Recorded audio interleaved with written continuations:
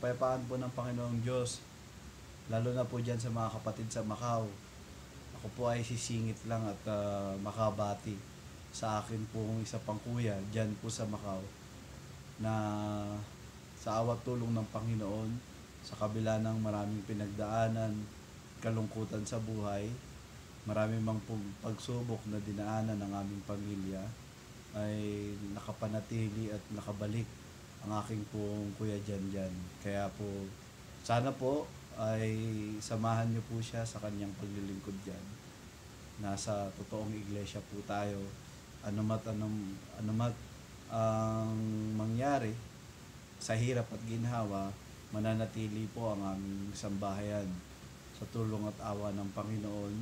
Kasama ang aming mga pamangkin, si Ate Lou. Maligaya kami na ikaw ay nakakapagpatuloy dyan, Kuya Jan.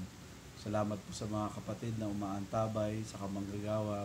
Tol, Radramis, bahala ka na sa aking sambahay dyan sa Macau. Kapatid na Danny at kapatid na Bernard, sila si Sol, sila si Esther. Salamat po ng marami po sa inyong pag-aantabay sa aming mga kaliitan. Kaya muli, ang aking hiling ay makapanatili pa sa paglilingkod ang aming Kuya Jan. Limutin na ang mga bagay na nakakapagpahirap sa ating mga kalooban. Ganun talaga. Kailangan para maintindihan natin ang kahalagahan ng mga bagay-bagay ay maranasan natin ang hirap.